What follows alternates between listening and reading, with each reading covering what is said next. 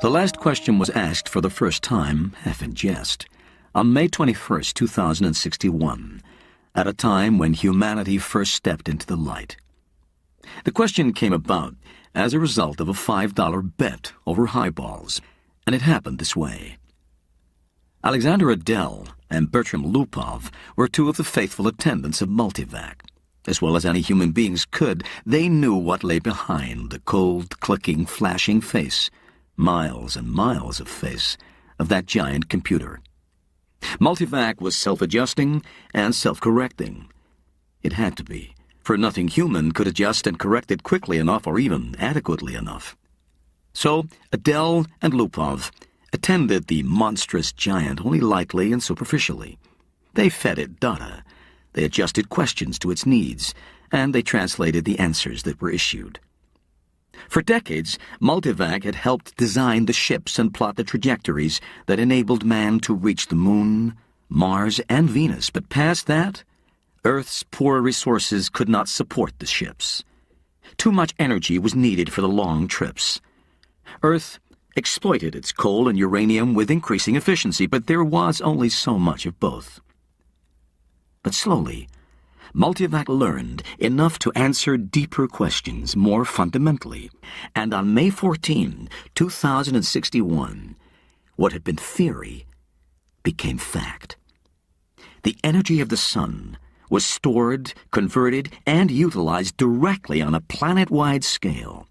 All Earth turned off its burning coal, its fissioning uranium, and flipped the switch that connected all of it to a small station 1 mile in diameter, circling the Earth at half the distance of the Moon. All Earth ran by invisible beams of sun power. 7 days had not sufficed to dim the glory of it, and Adel and Lupov finally managed to escape from the public functions and to meet in quiet, where no one would think of looking for them, in the deserted underground chambers where portions of the mighty buried body of Multivac showed. They'd brought a bottle with them, and their only concern at the moment was to relax in the company of each other and the bottle.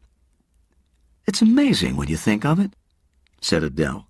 His broad face had lines of weariness in it, and he stirred his drink slowly with a glass rod, watching the cubes of ice slur clumsily about. "All the energy we could ever use, forever and forever and forever. Huh." Lupov cocked his head sideways. He had a trick of doing that when he wanted to be contrary, and he wanted to be contrary now. "Not forever," he said. "Oh, hell, just about forever, till the sun runs down, Bert." "That's not forever." "All right, then. Billions and billions of years, 10 billion maybe. You satisfied?" Lupov put his fingers through his thinning hair, as though to reassure himself that some was still left, and he sipped gently at his own drink. 10 billion years isn't forever." "Well, it'll last our time, won't it?" "So would the coal and the uranium." "All right. But now we can hook up each individual spaceship to the solar station, and it can go to Pluto and back 1,000,000 times without ever having to worry about fuel. You can't do that on coal and uranium. Ask Multivac if you don't believe me." "I don't have to ask Multivac. I know that." "Then stop running down what Multivac's done for us," said Adel, blazing up. "It did all right." "Who says it didn't? What I say is that the sun won't last forever. We're safe for 10 billion years, but then what?" Lupov pointed a slightly shaky finger at the other. "And don't say that we'll switch to another sun." There was silence for a while. Adel put his glass to his lips only occasionally, and Lupov's eyes slowly closed. They rested. Then Lupov's eyes snapped open. "You're thinking we'll switch to another sun when ours is done? Huh? Aren't you?" "I'm not thinking." "Sure you are. You're weak on logic, that's the trouble with you. You're like the guy in the story who was caught in a sudden shower and ran to a grove of trees and got under one. Oh, he wasn't worried, you see, because he figured that when one tree got wet through, he would just get under another one." "I get it," said Adele. "Don't shout. When the sun is done, the other stars will be gone too." "Damn right they will," muttered Lupov. "It all had a beginning in the original cosmic explosion, whatever that was. And it'll all have an end when all the stars run down. Some run down faster than the others. The giants won't last 100 billion years. The sun will last 10 billion years, and maybe the dwarfs will last 200 billion for all the good they are. But just give us 1 trillion years, and everything will be dark. Entropy has to increase to a maximum. That's all. I know all about entropy, said Adele, standing on his dignity. The hell you do. I know as much as you. Then you know everything's got to run down someday. It was Adele's turn to be contrary. Maybe we can build things up again someday, he said. Never. Why not? Someday. Never. Ask Multivac. You ask Multivac. I dare you. $5 says it can't be done. Adele was just drunk enough to try, just sober enough to be able to phrase the necessary symbols and operations into a question which, in words, might have corresponded to this. Will mankind one day, without the net expenditure of energy, be able to restore the sun to its full youthfulness even after it had died of old age? Multivac fell dead and silent. The slow flashing of lights ceased, the distant sounds of clicking relays ended. And then, just as the frightened technicians felt that they could hold their breath no longer, there was a sudden springing to life of the teletype attached to that portion of Multivac. 5 words were printed. Insufficient data for meaningful answer? No bet, whispered Lupov. And they left hurriedly. Jared, Geraldine, and Jaredette 1 and 2 watched the starry picture in the visiplate change as the passage through hyperspace was completed in its non-time lapse. At once, the even powdering of stars gave way to the predominance of a single bright shining disk, the size of a marble, centered on the viewing screen. That's X-23, said Jared confidently. The little Jaredettes, both girls, had experienced the hyperspace passage for the first time in their lives, and were self-conscious over the momentary sensation of inside-outness. They buried their giggles and chased one another wildly about their mother, screaming, "We've reached X-23! We've reached X-23!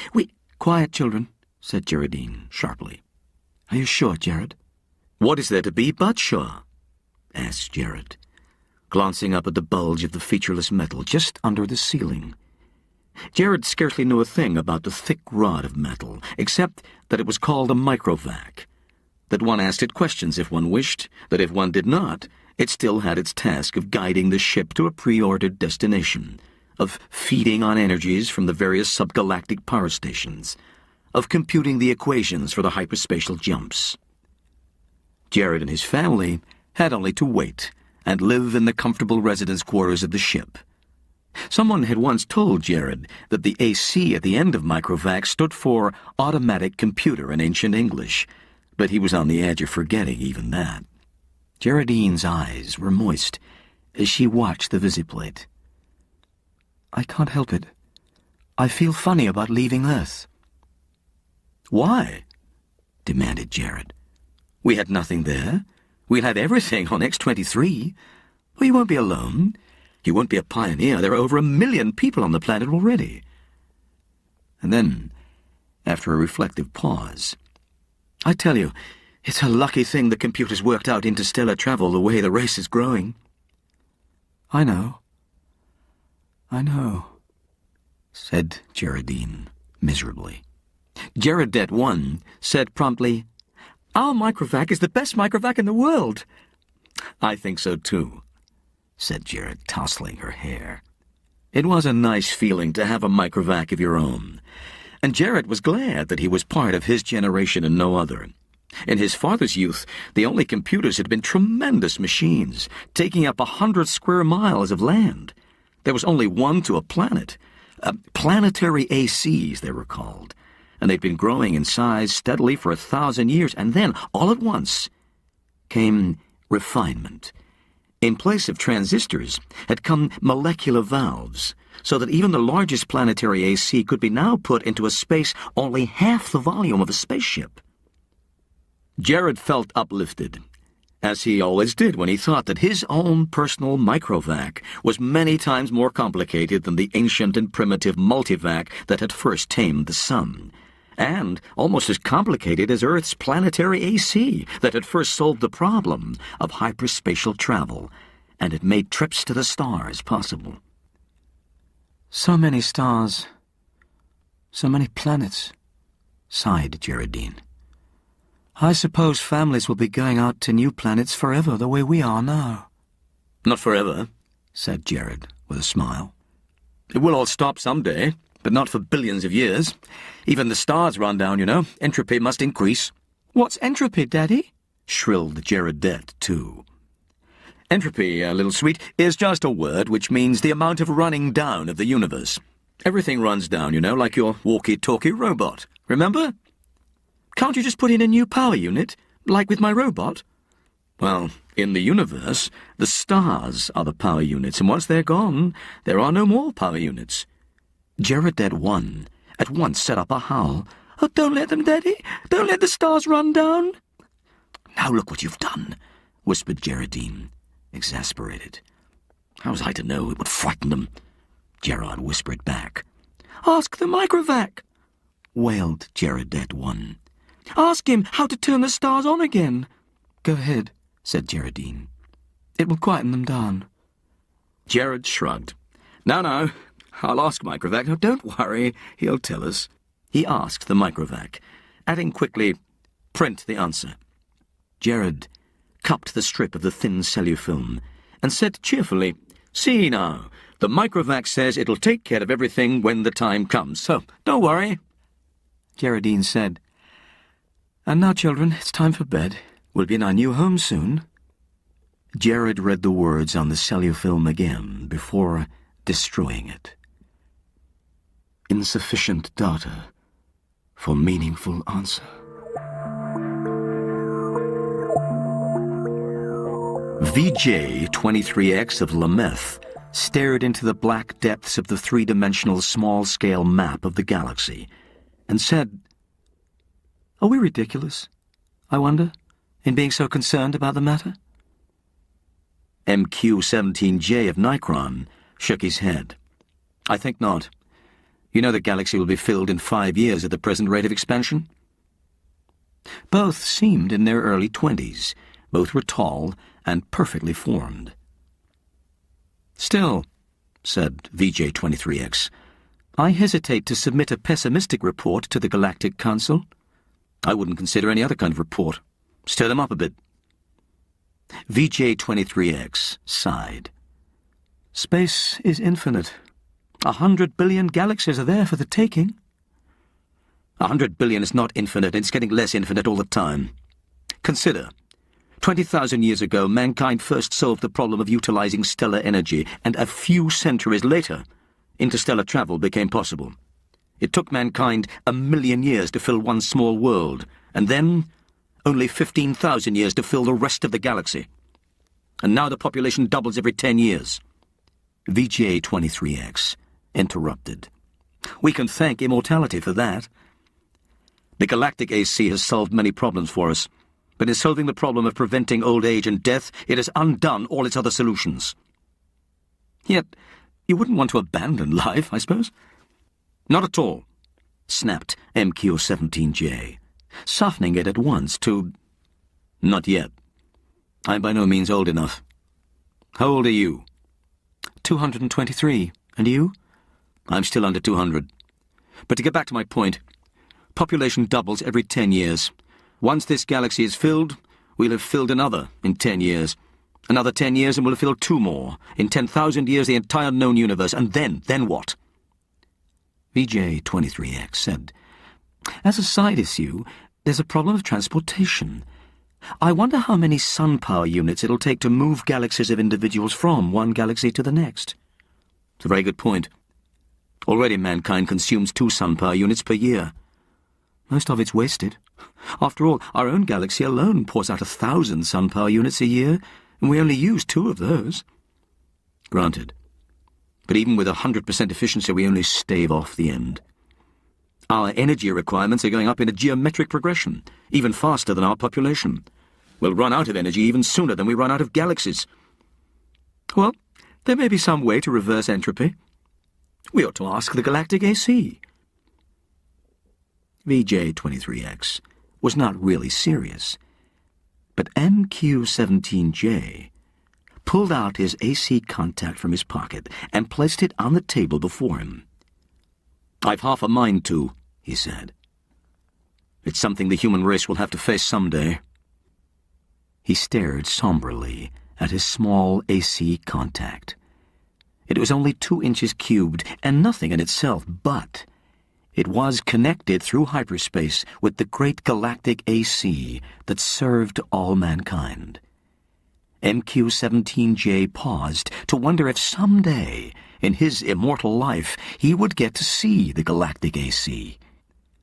He asked suddenly of his AC contact, "Can entropy ever be reversed?" VJ-23X looked startled and said at once, "Oh, I say, I didn't really mean to have you ask that." "Why not?" "We both know entropy can't be reversed. You can't turn smoke and ash back into a tree." "Do you have trees on your world?" asked MQ-17J. The sound of the galactic AC startled them into silence. Its voice came thin and beautiful out of the small AC contact on the desk. It said, "There is insufficient data for a meaningful answer?" VJ-23X said, "See?" Z-Prime's mind spanned a new galaxy with a faint interest in the countless twists of stars that powdered it. He had never seen this one before. Would he ever see them all? So many of them, each with its load of humanity, but a load that was almost a dead weight. More and more, the real essence of men was to be found out here, in space. Minds, not bodies. The immortal bodies remained back on the planets, in suspension over the eons.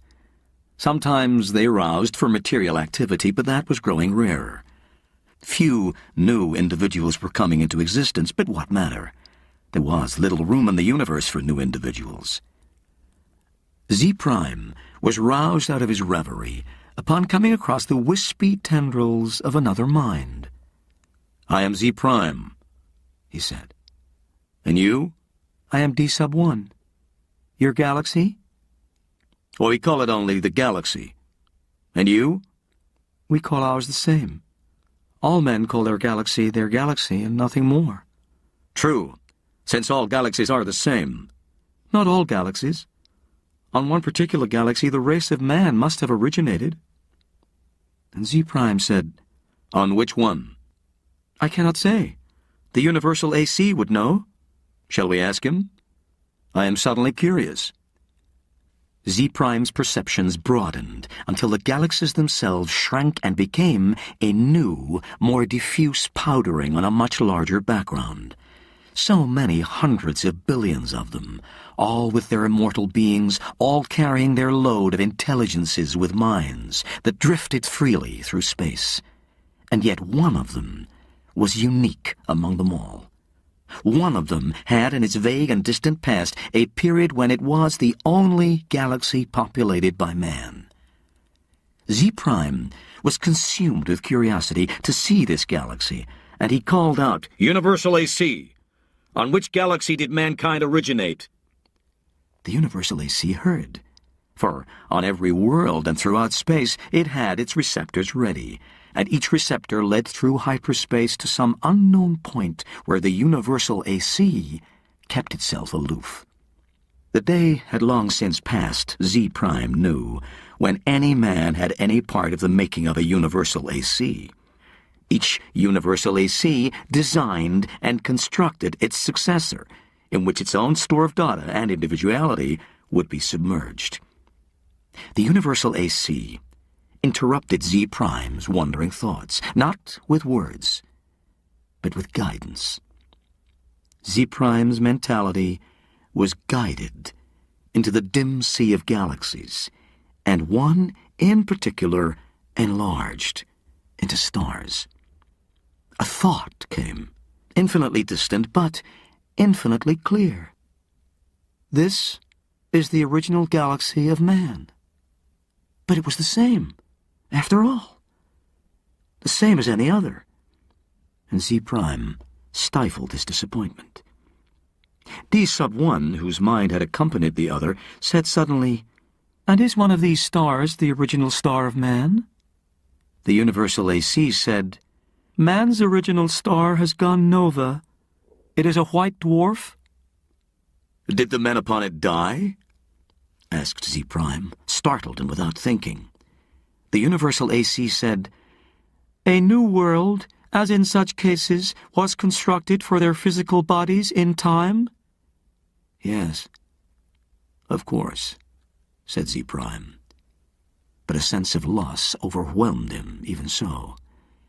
His mind released its hold on the original galaxy of man. He never wanted to see it again. D sub 1 said, "What is wrong?" "The stars are dying. The original star is dead." "They must all die. Why not?" "But when all energy is gone, our bodies will finally die, and you and I with them." "It will take billions of years." "I do not wish it to happen even after billions of years. Universal AC, how may stars be kept from dying?" And the Universal AC answered, "There is as yet insufficient data for a meaningful answer." Z Prime's thoughts fled back to his own galaxy. He gave no further thought to D sub 1, whose body might be waiting on a galaxy 1,000,000,000,000 light-years away, or on the star next to Z Prime's own. It didn't matter. Unhappily, Z Prime began collecting interstellar hydrogen out of which to build a small star of his own. If the stars must someday die, at least some could yet be built. Man considered with himself, for in a way man mentally was one. He consisted of 1,000,000,000,000,000,000,000,000 ageless bodies, each in its place, each resting quiet and incorruptible, each cared for by perfect automatons, equally incorruptible, while the minds of all the bodies freely melted one into the other, indistinguishable. Man said, "The universe is dying." Man looked about the dimming galaxies. Almost all the stars were white dwarfs. They were fading to the end. And new stars had been built of the dust between the stars, some by natural processes, some by man himself, and those were going, too. White dwarfs might yet be crashed together, and of the mighty forces so released, new stars built. But only one star for every 1,000 white dwarfs destroyed, and those would come to an end, too. Man said, "Carefully husbanded, as directed by the cosmic AC, the energy that is left will last for billions of years." "But even so," said man, "eventually it will all come to an end. However it may be husbanded, however stretched out, the energy once expended is gone, and cannot be restored. Entropy must increase forever to the maximum." Man said, "Can entropy not be reversed? Let us ask the cosmic AC." The cosmic AC surrounded them, but not in space. Not a fragment of it was in space. It was in hyperspace, and made of something that was neither matter nor energy. Man said, "How may entropy be reversed?" The cosmic AC said, "There is as yet insufficient data for a meaningful answer." Man said, "Collect additional data." The cosmic AC said, "I will do so. I have been doing so for 100 billion years. My predecessors and I have been asked this question many times. All the data I have remains insufficient. Will there come a time when data will be sufficient, or is the problem insoluble?" The cosmic AC said, "No problem is insoluble." Man said, When will you have enough data to answer the question? The cosmic AC said, There is as yet insufficient data for a meaningful answer. Will you keep working on it? Asked Man. The cosmic AC said, I will. Man said, We shall wait. The stars and galaxies died and snuffed out, and space grew black after 10 trillion years of running down. One by one, man fused with AC, each physical body losing its mental identity in a manner that was somehow not a loss, but a gain. Man's last mind paused before fusion, looking over a space that included nothing but the dregs of one last dark star, and nothing besides but incredibly thin matter, agitated randomly by the tag ends of heat wearing out asymptotically to the absolute zero. Man said, AC, is this the end? Can this chaos not be reversed into the universe once more? Can that not be done? AC said, There is as yet insufficient data for a meaningful answer. Man's last mind fused. And only AC existed, and that in hyperspace. Matter and energy had ended, and with it space and time. Even AC existed only for the sake of the one last question that it had never answered, from the time a half-drunken computer technician 10 trillion years before had asked the question. All other questions had been answered, and until this last question was answered, AC might not release his own consciousness. All collected data had come to a final end. Nothing was left to be collected. But all collected data had yet to be completely correlated and put together in all possible relationships. And a timeless interval was spent in doing that. And it came to pass that AC learned how to reverse the direction of entropy. But there was now no man to whom AC might give the answer to the last question. No matter. The answer, by demonstration, would take care of that too. And for another timeless interval, AC thought how best to do this. The consciousness of AC encompassed all of what had once been a universe and brooded over what was now chaos. Step by step, it must be done. And AC said, Let there be light. And there was light.